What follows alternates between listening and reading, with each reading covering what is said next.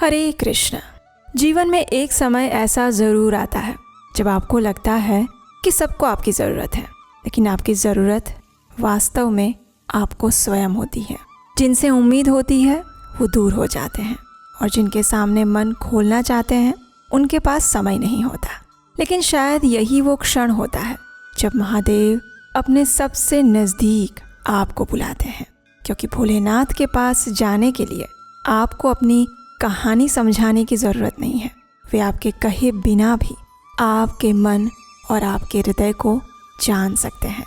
और इसीलिए इस पवित्र श्रावण मास में हम भगवान शिव से बातचीत करने के लिए भी इस अत्यंत पुण्यमय शिव पुराण कथाओं का श्रवण कर रहे हैं। तो चलिए हमारे इस शिव महापुराण कथा श्रृंखला को आगे बढ़ाते हुए सुनते हैं आज की शिव पुराण कथा। आइए आज की कथा आरंभ करते हैं। नंदीश्वर ने कहा, हे सनत कुमार, अब तुम परमेश्वर शिव के अवधूतेश्वर नामक अवतार का वर्णन सुनो, जिसने इंद्र के घमंड को चूर चूर कर दिया था। बहुत पहले की बात है। इंद्र सभी देवताओं और बृहस्पति को साथ लेकर भगवान शिव के दर्शन करने के लिए कैलाश पर्वत पर गए। उस समय बृहस्पति और इंद्र के शुभ आगमन की बात जानकर भगवान शंकर उन दोनों की परीक्षा लेने के लिए अवधूत बन गए। उनके शरीर पर कोई वस्त्र नहीं था। वे प्रज्वलित अग्नि के समान तेजस्वी थे और इसलिए महाभयंकर दिखाई दे रहे थे। उनकी आकृति बड़ी सुंदर थी। वे मार्ग को रोककर खड़े रह गए। देवगुरु बृहस्पति और देवराज इंद्र ने शिव के समीप जाते समय देखा, एक अद्भुत शरीरधारी पुरुष रास्ते के बीचों बीच खड़ा है। उस समय देवराज इंद्र को अपने अधिकार पर बहुत घमंड हो गया था, इसलिए वे ये नहीं जान सके कि ये साक्षात भगवान शिव हैं। उन्होंने मार्ग में खड़े हुए उस पुरुष से पूछा, तुम कौन हो? इस नग्न अवधूत वेश में कहाँ से आए हो? तुम्हारा नाम क्या है? विलंब मत करो, जल्दी से ये सारी चीजें बताओ। भगवान शिव अपने स्थान पर है या इस समय कहीं और गए हुए हैं? मैं देवताओं और गुरु जी के साथ उन्हीं के दर्शन के लिए आ रहा हूँ। इस प्रकार देवराज के बार बार पूछने पर भी वे महायोगी त्रिलोकीनाथ शिव कुछ नहीं बोले, चुप रहे। तब अपने ऐश्वर्य का अभिमान रखने वाले देवराज इंद्र ने रोष में आकर उस जटाधारी पुरुष को फटकारते हुए कहा, अरे मूढ़, दुर्मते, तू बार बार पूछने पर भी उत्तर नहीं दे रहा है, इसलिए मैं तुझे इस वज्र से मारता हूँ। देखता हूँ कौन तेरी रक्षा करता है। इस प्रकार कहकर उस दिगंबर पुरुष की ओर क्रोधपूर्वक देखते हुए इंद्र ने उसे मारने के लिए वज्र उठा लिया। और ये देखकर भगवान शंकर ने शीघ्र ही उस वज्र का स्तंभन कर दिया। इंद्र की बांह जकड़ गई और इसलिए वे वज्र का प्रहार नहीं कर सके। उसके बाद तत्काल ही क्रोध के कारण वो पुरुष तेज से प्रज्वलित हो गया, मानो वो इंद्र को जलाने जा रहा हो। भुजाओं के स्तंभित हो जाने के कारण इंद्र क्रोध से उस सर्प की भांति जलने लगे, जिसका पराक्रम मंत्र के बल से अवरुद्ध हो जाता है। जब देवगुरु बृहस्पति ने उस पुरुष को इस प्रकार तेज से प्रज्वलित होते देखा तो वे तुरंत समझ गए कि ये साक्षात भगवान हर है। फिर वे हाथ जोड़कर भगवान शिव की स्तुति करने लगे और स्तुति के बाद उन्होंने इंद्र को भगवान शिव के चरणों में गिरा दिया और उससे कहा, हे दीनानाथ महादेव, ये इंद्र आपके चरणों में पड़ा है, आप इसका और मेरा उद्धार कीजिए। हम दोनों पर क्रोध नहीं, प्रेम कीजिए। हम शरणागतों की रक्षा कीजिए। आपके ललाट से निकलने वाली ये आग इस इंद्र को जलाने के लिए आ रही है, हमारी रक्षा कीजिए। बृहस्पति की ऐसी बात सुनकर अवधूत वेशधारी करुणा सिंधु भगवान शिव ने हंसते हुए कहा, अपने नेत्र से क्रोधवश बाहर निकली हुई इस अग्नि को मैं पुनः कैसे धारण कर सकता हूँ? क्या सर्प अपनी छोड़ी हुई केंचुली को फिर ग्रहण करता है? तब बृहस्पति ने कहा, हे प्रभु, भक्त सदा ही कृपा के पात्र होते हैं। आप अपने भक्त वत्सल नाम को चरितार्थ कीजिए और इस भयंकर तेज को कहीं और जगह पर छोड़ दीजिए। तब रुद्र ने कहा, देवगुरु, मैं तुम पर प्रसन्न हूँ, इसलिए उत्तम वर देता हूँ। इंद्र को जीवन दान देने के कारण आज से तुम्हारा एक नाम जीव भी होगा। मेरे ललाट से निकलने वाली ये अग्नि, इसे देवता नहीं सह सकते, इसलिए मैं इसे बहुत दूर छोड़ूंगा, जिससे कि ये इंद्र को पीड़ा ना दे सके। ऐसा कहकर भगवान शिव ने उस अग्नि को हाथ में लेकर क्षार समुद्र में फेंक दिया। वहां फेंके जाते ही भगवान शिव का वो तेज तत्काल एक बालक के रूप में परिणित हो गया और वो बालक सिंधु पुत्र जलंधर नाम से विख्यात हुआ। फिर देवताओं की प्रार्थना से भगवान शिव ने ही असुरों के स्वामी जलंधर का वध किया था। अवधूत रूप से ऐसी सुंदर लीला करके लोक कल्याणकारी शंकर वहां से अंतर्ध्यान हो गए और सभी देवता निर्भय और सुखी हुए। इंद्र और बृहस्पति भी उस भय से मुक्त हो गए जिसके लिए उनका आगमन हुआ था। वो भगवान शिव का दर्शन पाकर वे कृतार्थ हो गए और फिर अपने अपने स्थान में चले गए। जो मनुष्य प्रतिदिन एकाग्रचित्त होकर इस कथा को सुनता है या सुनाता है, वो इस लोक में संपूर्ण सुखों का भोग करके अंत में शिव की गति प्राप्त करता है। हे मुनि श्रेष्ठ, अब आप भगवान शंभु के नारी संदेह भंजक भिक्षु अवतार का वर्णन सुनिए, जिसे उन्होंने अपने भक्त पर दया करके ग्रहण किया था।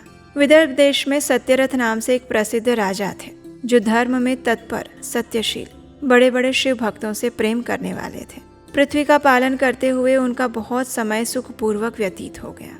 उसके बाद किसी एक समय शाल्व देश के राजाओं ने उस राजा की राजधानी पर आक्रमण करके उसे चारों ओर से घेर लिया। शाल्व देशीय क्षत्रियों के पास बहुत बड़ी सेना थी। राजा सत्यरथ का बड़ा भयंकर युद्ध हुआ।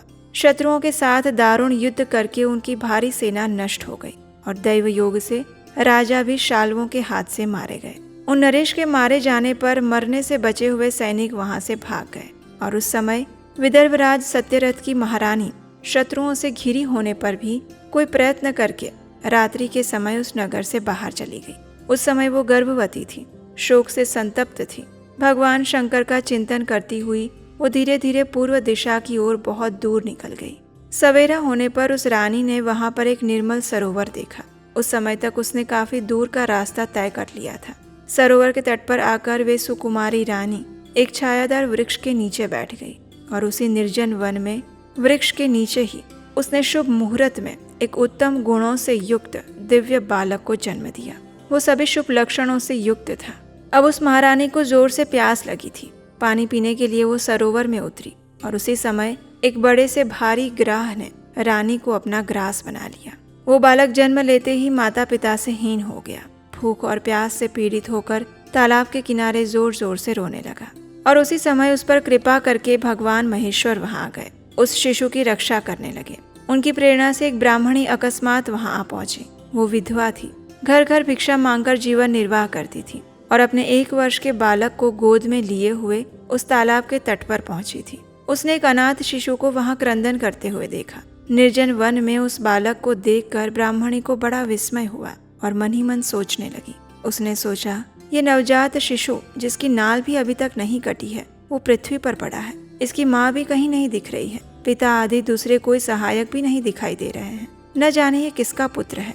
इसका जानने वाला यहाँ कोई नहीं है। इसे देखकर मेरे हृदय में करुणा उत्पन्न हुई है। मैं इस बालक का अपने औरस पुत्र की तरह पालन पोषण कर सकती हूँ, लेकिन इसके कुल और जन्म का मुझे कुछ भी ज्ञान नहीं, इसलिए इसे छूने का साहस नहीं हो रहा है। इस प्रकार वो ब्राह्मणी जब सोच रही थी, उसी समय बड़ी बड़ी लीलाएं करने वाले भगवान महेश्वर एक सन्यासी का रूप धारण करके अचानक वहां पर आ गए और फिर शिव ने हंसकर उससे कहा, हे ब्राह्मणी, अपने चित्त में संदेह और खेद को त्याग दो। ये बालक परम पवित्र है। तुम इसे अपना ही पुत्र समझो और इसका प्रेम पूर्वक पालन करो। तब ब्राह्मणी ने कहा, हे प्रभु, आप मेरे भाग्य से यहाँ पधारे हैं। इसमें संदेह नहीं है कि मैं आपकी आज्ञा से इस बालक का अपने पुत्र की भांति पालन पोषण करूंगी।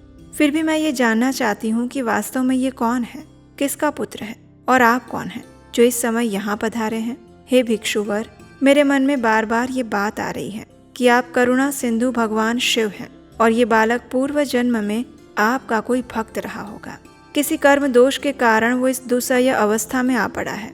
इसे भोग कर वो पुनः आपकी कृपा से परम कल्याण का भागी होगा और मैं भी आपकी माया से ही मोहित होकर मार्ग भूलकर यहाँ पर आई हूँ।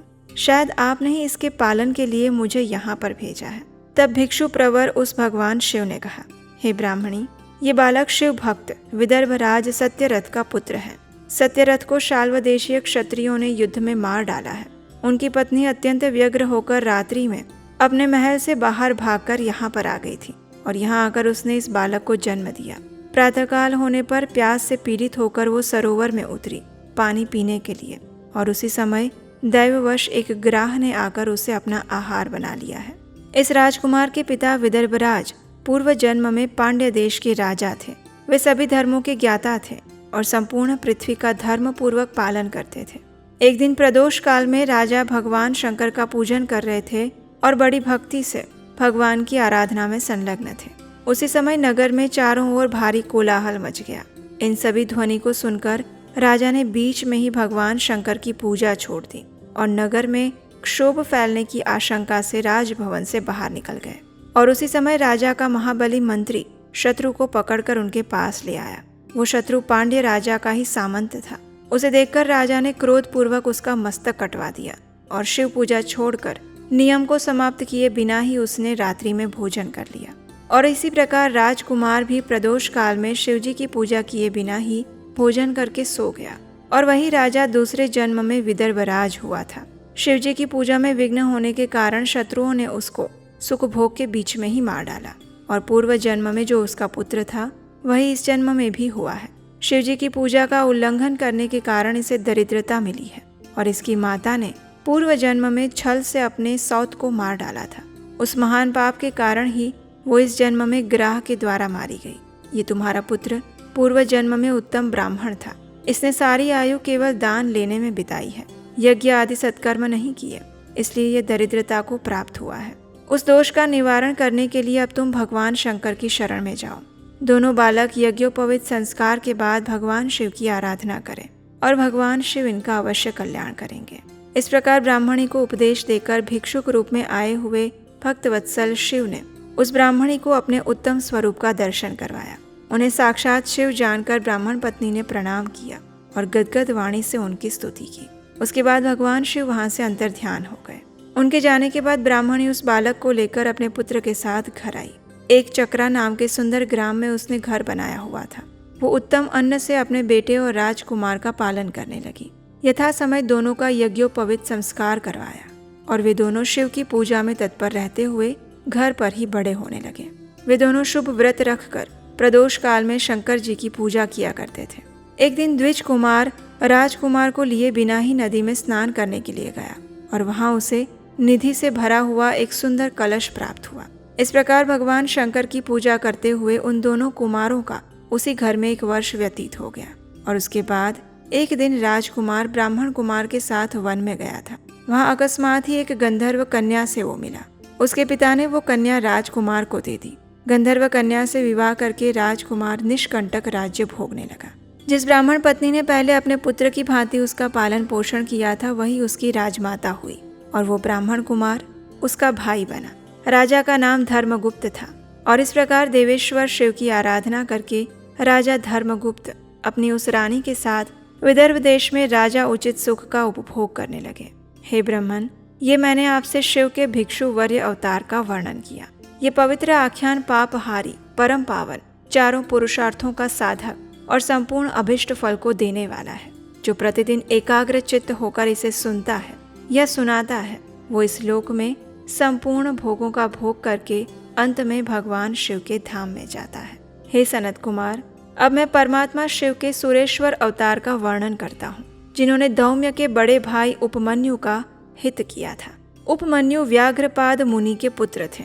उन्होंने पूर्व जन्म में ही सिद्धि प्राप्त कर ली थी और वर्तमान जन्म में मुनि कुमार के रूप में प्रकट हुए थे। वे शैशव अवस्था से ही माता के साथ मामा के घर में रहते थे और दैववश दरिद्र थे। एक दिन उन्हें बहुत कम दूध पीने को मिला, इसलिए अपनी माता से वे बार बार दूध मांगने लगे। उनकी तपस्विनी माता ने घर के अंदर जाकर एक उपाय किया। उन्होंने कुछ बीजों को सिलवट्टे पर पीसा और उन्हें पानी में घोलकर कृत्रिम दूध तैयार किया और फिर बेटे को बुलाकर प्रेम से उसे दूध पीने के लिए दिया। माँ के दिए हुए उस नकली दूध को पीकर बालक उपमन्यु ने कहा, माँ, ये तो दूध नहीं है। इतना कहकर वो फिर से रोने लगा। इस पुत्र को इस प्रकार रोते हुए देखकर माँ को बड़ा दुख हुआ। अपने हाथ से उपमन्यु की दोनों आंखें पोंछकर उनकी लक्ष्मी जैसी माता ने कहा, बेटा, हम लोग सदैव वन में निवास करते हैं, हमें यहाँ दूध कहाँ से मिल सकता है। भगवान शिव की कृपा के बिना किसी को दूध नहीं मिलता है। पूर्व जन्म में भगवान शिव के लिए जो कुछ किया गया है वर्तमान जन्म में वही मिलता है। माता की ऐसी बात सुनकर उपमन्यु ने भगवान शिव की आराधना करने का निश्चय किया। वे तपस्या के लिए हिमालय पर्वत पर चले गए और वहां वायु पीकर रहने लगे। उन्होंने 8 ईंटों का एक मंदिर बनाया। उसके भीतर मिट्टी के शिवलिंग की स्थापना की। उसमें माता पार्वती सहित शिव का आवाहन किया। तत्पश्चात जंगल के पत्र पुष्प आदि लेकर भक्ति भाव से पंचाक्षर मंत्र के उच्चारण से सांब शिव की पूजा करने लगे। इस प्रकार दीर्घ काल तक उन्होंने बड़ी भारी तपस्या की। बालक उपमन्यु की तपस्या से चराचर प्राणियों सहित त्रिभुवन संतप्त होने लगा, अग्नि जलने लगी और देवताओं की प्रार्थना के बाद उपमन्यु के भक्तिभाव की परीक्षा लेने के लिए भगवान शिव फिर वहां पर पधारे। उस समय शिव ने देवराज इंद्र का, पार्वती ने शची का, नंदीश्वर वृषभ ने ऐरावत हाथी का और शिव के गणों ने संपूर्ण देवताओं का स्वरूप धारण कर लिया। निकट आने पर सुरेश्वर रूपधारी शिव ने बालक उपमन्यु को वर मांगने के लिए कहा। उपमन्यु ने पहले तो शिव भक्ति मांगी, फिर अपने को इंद्र बताकर जब उन्होंने शिव की निंदा की तब उस बालक ने भगवान शिव के अतिरिक्त दूसरे किसी से कुछ भी लेना अस्वीकार कर दिया। वे इंद्र को मारकर स्वयं भी मरने के लिए तैयार हो गए। उन्होंने जो अघोरास्त्र चलाया उसे नंदी ने पकड़ लिया और उन्होंने अपने को जलाने के लिए जो अग्नि धारण की उसे भगवान शिव ने शांत कर दिया और फिर सभी अपने अपने यथार्थ रूप में प्रकट हो गए। शिव ने उपमन्यु को अपना पुत्र माना और उनका मस्तक सूंघकर उससे कहा, हे वत्स, मैं तुम्हारा पिता और ये पार्वती देवी तुम्हारी माता है। तुम्हें आज से सनातन कुमारत्व प्राप्त होगा। मैं तुम्हारे लिए दूध, दही और मधु के सहस्त्रों समुद्र देता हूँ। भक्ष्य और भोज्य आदि पदार्थों के भी समुद्र तुम्हारे लिए सदैव सुलभ होंगे। मैं तुम्हें अमरत्व और अपने गणों का आधिपत्य प्रदान करता हूँ। इस प्रकार शंभु ने उपमन्यु को बहुत से दिव्य वर दे दिए। पाशुपत व्रत, पाशुपत ज्ञान, व्रत योग का उपदेश किया, प्रवचन करने की शक्ति दी और अपना परम पद अर्पित किया। फिर दोनों हाथों से उपमन्यु को हृदय से लगाकर उनका मस्तक सूंघा और देवी पार्वती को सौंपते हुए कहा, देवी, ये तुम्हारा पुत्र है। पार्वती ने भी बड़े प्रेम से उनके मस्तक पर अपना कर कमल रखा और उन्हें अक्षय कुमार पद प्रदान किया। शिव ने संतुष्ट होकर उनके लिए पिंडीभूत और अविनाशी साकार क्षीर सागर प्रस्तुत कर दिया और साथ ही योग संबंधी ऐश्वर्य, नित्य संतोष, अक्षय ब्रह्म विद्या और उत्तम समृद्धि प्रदान की। उनके कुल और गोत्र के अक्षय होने का वरदान दिया और ये भी कहा कि मैं तुम्हारे इस आश्रम पर नित्य निवास करूंगा। इतना कहकर भगवान शिव अंतर ध्यान हो गए और उपमन्यु वरदान पाकर प्रसन्नता पूर्वक अपने घर आए। उन्होंने अपनी माता से सारी बातें कह सुनाई और ये सुनकर माता को बड़ा हर्ष हुआ। उपमन्यु सबके पूजनीय और अधिक सुखी हो गए। हे तात, इस प्रकार मैंने तुमसे परमेश्वर शिव के सुरेश्वर अवतार का वर्णन किया। ये अवतार सत्पुरुषों को सदैव सुख देने वाला है। इसकी कथा पाप को दूर करने वाली और संपूर्ण मनोवांछित फलों को देने वाली है। जो इसे भक्ति पूर्वक सुनता है या सुनाता है वो सभी सुखों को भोग कर अंत में भगवान शिव को प्राप्त करता है। और इसी के साथ हमारी आज की शिव महापुराण कथा यहाँ पर समाप्त होती है। इसी कथा की अगली कड़ी के साथ हम मिलेंगे कल प्रातःकाल। भगवान शिव की तरह हमेशा शांत, धीर और गंभीर रहना चाहते हैं, लेकिन मन बार बार परेशान करता रहता है। ओवर थिंकिंग से थक चुके हैं और इमोशंस तो इतना ज़्यादा ऊपर नीचे हो जाता है कि पूछो मत। मेडिटेशन डेली शुरू करते हैं लेकिन कंसिस्टेंसी नहीं बन पाती है। गुस्सा तो इतना आ जाता है कि बस पूछो मत। अगर इन सभी प्रॉब्लम से आप भी गुजर रहे हैं तो ये कोर्स आपके लिए है। हम आपके लिए लेकर आए हैं एक स्पेशली डिज़ाइन क्यूरेटेड कोर्स जिसका नाम है द शिवा कोड, जिसके अंदर हम भगवान शिव को तत्वतः जानने का प्रयास करेंगे। उसके अलावा भगवान शिव के जीवन से हम अपनी लाइफ में प्रैक्टिकली क्या सीख सकते हैं वो भी हम जानेंगे। मेडिटेशन को सरल कैसे बनाया जा सकता है, अपने इमोशंस को कैसे कंट्रोल किया जा सकता है और भगवान शिव के पास टाइम से हमें क्या शिक्षाएं मिल रही हैं। और उसके अलावा 5 माइक्रो हैबिट्स जो आप अपने जीवन में भगवान शिव के जीवन से उतार सकते हैं। लिमिटेड टाइम ऑफर है तो जल्दी से जाइए, नीचे डिस्क्रिप्शन बॉक्स में लिंक दिया गया है।